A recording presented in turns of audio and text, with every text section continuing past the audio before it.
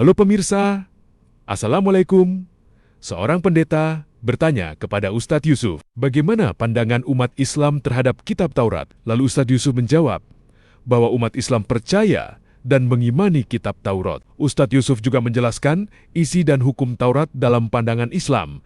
Dari diskusi di atas semoga kita dapat mengambil hikmah dan belajar tentang ajaran kitab dari para nabi dan rasul. Tiba hilang lenyap dari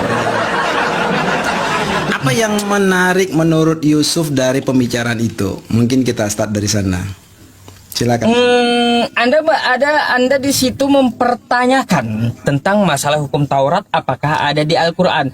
Itu maksudnya seperti apa? Apakah secara kontekstual atau secara tertulis tekstual gitu? Atau seperti apa? Coba dijelaskan dulu. Iya, jadi yang saya tanya itu kan yang mana Taurat yang dimaksud oleh Pak Dance itu. Itu yang saya tanya dulu supaya pijakan saya atau kami sebagai seorang Kristen itu jelas. Kalau saya atau kami orang Kristen kan simple ya. Taurat itu cuma satu. Taurat yang dimaksud Yahudi itulah Taurat. Tetapi kan di luar Yahudi dan Kristen kami kan tidak tahu. Maka yang paling tepat adalah saya bertanya kepada beliau. Taurat yang dimaksud yang dia pahami itu apa? Itu yang tidak dapat penjelasannya yang jelas bagi saya kemarin gitu, Sof. Jadi kalaunya Taurat yang kami imani itu adalah Taurat yang diturunkan kepada Nabi Musa, bukan setelahnya. Artinya apa? Ketika Nabi Musa itu diutus, Tuhan semesta alam ada beberapa perintah kepada Nabi Musa. Nah, itu dulu poin-poinnya yang kami imani. Makanya kan di dalam Quran kami itu mempercayai Taurat, hukum Taurat. Nah, kalaunya masalah untuk syariat dari Yahudi 613 mespot, ya itu apa saja kan ada rinciannya. Cuma yang kita imani itu adalah perintah Allah atau perintah Tuhan semesta alam kepada Nabi Musa dengan beberapa poin. Ah, di situ ada juga di dalam Quran saya dijelaskan. Gitu. Oke. Ya, itulah yang menjadi persoalan karena kalau dari kita berangkat dari Musa, saya akan bertanya ada berapa Musa sih? Kalau saya rasa dan Yahudi kalau ditanya pasti cuma satu. Nah, jelas. kalau yang ya kan, nah ini Musa kalau ini satu, harusnya seluruh informasi, gambaran, keterangan termasuk Taurat itu harus sama. Ya, itu kalau saya rasa. Dan kalau berbicara Musanya ini yang dimaksud oleh adalah Musanya bangsa Yahudi, maka apa yang tertulis di dalam kitab Taurat mereka itulah seluruh gambaran tentang Musa. Dan apa yang dia terima dari Tuhan. Pertanyaannya, apakah apa yang diterima Musa yang ada tertulis di dalam kitab Taurat mereka ini juga yang diimani di dalam Islam? Ini yang belum dapat jawabannya, bro. Silakan. Baik. Kira-kira bisa disebutkan gitu, ada berapa poin ya yang diturunkan kepada Nabi Musa, baik perintah maupun larangan dari hukum Taurat itu ada berapa poin? Nah, itu dulu. Kalau yang masalah yang lain-lainnya bisa kita bahas di lain ayat. Masalahnya seperti itu. Dan kalaupun Anda meminta ibaratnya itu tersusun 1 sampai 10 tekstual di Al-Qur'an. Jelas Al-Qur'an bukan seperti itu. Karena Al-Qur'an itu menceritakan Nabi Musa pun di surah yang berbeda dengan ayat yang berbeda-beda. Ada di Al-Maidah, ada di Toha, ada di Quran surah As-Sof. Nah, banyak gitu. Nah, kira-kira apa saja poinnya? Oke. Jadi kalau dari versi Yahudi ya, karena Kristen itu nggak punya versi Taurat sendiri, nggak punya. Apa yang kami imani itu adalah apa yang menjadi pengetahuan di dalam pengetahuan orang Yahudi ya. Kalau kita bicara Taurat, Musa, maka kita bedakan dua dulu nih.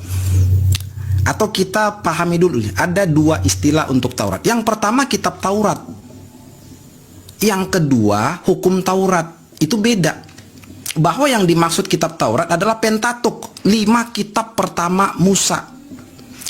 Kejadian, Keluaran, Imamat, Bilangan, Ulangan di bahasa Indonesia, walaupun di bahasa Ibraninya enggak. Ini dulu nih. Itulah Torah bahasa aslinya. Karena kitab suci itu kan Tanah, Torah, Nevi'im, Ketuvim. Kitab Torah, kitab para nabi, dan kitab tulisan atau kitab hikmat, pengajaran. Nah, yang dimaksud kitab Torah, 5 kitab Musa, bukan hukum Torah. Nah, yang kedua baru kita masuk ke hukum Taurat. Hukum Taurat itu ada di mana? Adanya di 5 kitab Musa. Gitu penjelasannya secara runutnya dari awal sekali, sistematisnya seperti itu. Apakah ini juga yang ada di dalam iman Islam? Setahu saya itu seperti itu yang ada di dalam literatur dan iman Yahudi. Gitu, Sob. Oh, Silakan. gini. Sesuai dengan Quran surah Al-Baqarah ayat 79, di situ dikatakan faqalallahu ta'ala a'udzubillahi minasyaitonirrajim fawailul lilladzina yaktubunal kitaba biaydihim thumma yaquluna hadza min 'indillah liyashtaru bihi thamanan qalila fawailul lahum mimma katabat aydihim wa wailul lahum mimma yaksibun. Celakalah orang yang menulis kitab dengan tangan mereka sendiri. Maksudnya itu mereka memasukkan ideologi pemikiran mereka ke dalam kitab itu. Lalu dikatakannya hadza min indillah, ini dari Allah. Liyashtaru bihi thamanan qalila, untuk mengambil keuntungan yang sedikit. Maka dari itu, jika dari kitab-kitab yang Anda sebutkan tadi terverifikasi di Al-Qur'an, maka kami percayai, kami imani bahwa betul itu adalah dari Tuhan semesta alam. Tapi kalau tidak terverifikasi oleh Al-Quran, maka kami berlepas diri tentang masalah itu, gitu. Oke. Ya, itu menarik ya. Karena apa? Menariknya begini. Kalau dikatakan terverifikasi dari Quran, gak mungkin. Karena Taurat itu sendiri adalah kitab yang berbeda. Ada di Yunus 94 atau di Al-Baqarah 79. Itu adalah kitab yang berbeda. Bahwa Quran bukan Taurat, Taurat bukan Quran. Itu dasar pertama kalau saya memahaminya. Dasar yang kedua, tak mungkin terverifikasi karena so far sepanjang saya pernah ngobrol dengan teman muslim, belum ada satupun di antara mereka yang pernah melihat apalagi membaca Taurat versi Quran.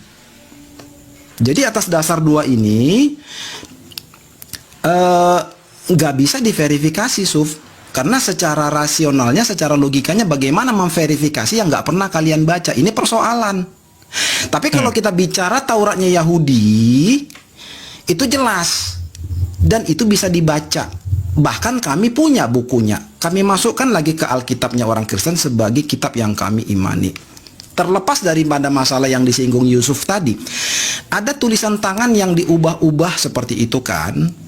Terlepas ya kalau itu maksudnya dituduhkan terhadap Tauratnya Yahudi, itu satu hal, itu kita simpan dulu. Tapi kita harus sepakat dulu nih, Tauratnya Yahudi ada, Tauratnya Islam yang nggak pernah kita lihat. Jangankan kami, umat Muslim juga nggak pernah lihat. Gitu. Oke. Saya dari situ dulu ya, biar nggak terlalu panjang. Silakan. Baik. Jadi yang namanya Taurat itu tidak ada dua di muka bumi ini.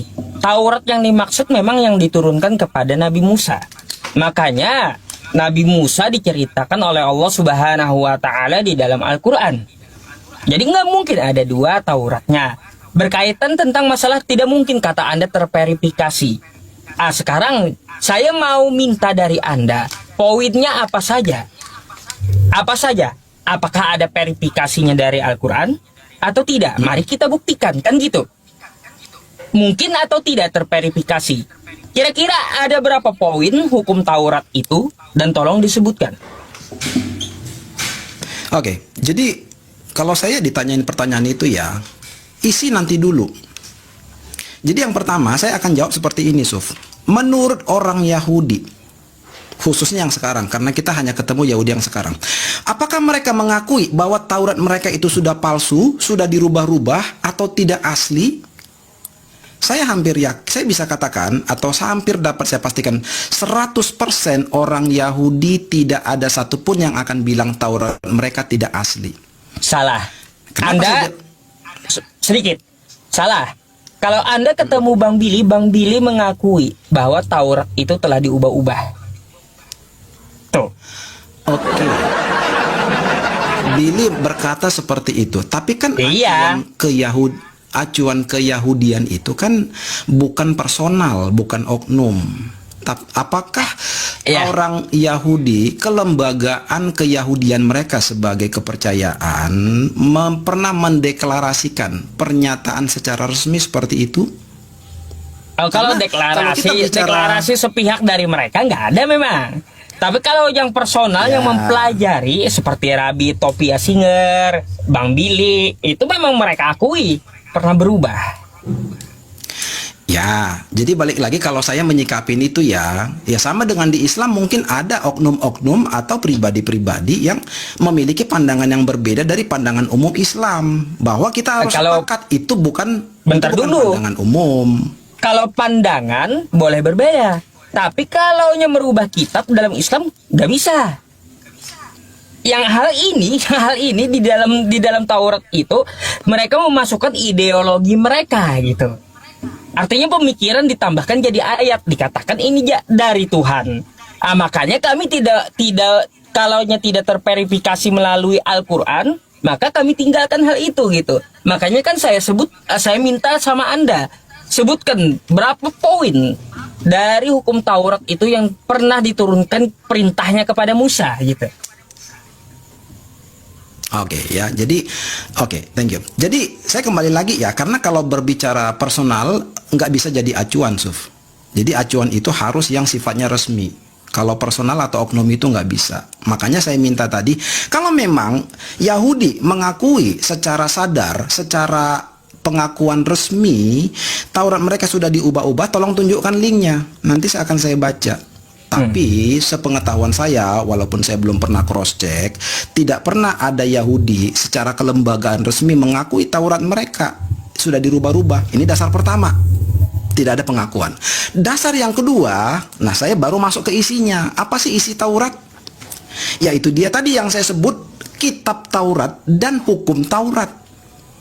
Apakah Yahudi tidak mengakui kitab Taurat Musa? Apakah Billy tidak mengakui kitab Tauratnya Musa? Apakah Billy tidak mengakui bahwa di dalam Taurat itu Elohim menciptakan Adam dan Hawa, lalu Elohim memilih Abraham, kemudian Elohim mengikat perjanjian dengan Abraham dengan anaknya Ishak bukan Ismail, lalu dari Ishak itu muncul bangsa Israel sebagai bangsa perjanjian, dan dari bangsa Israel itu muncul para nabi dan hukum Taurat.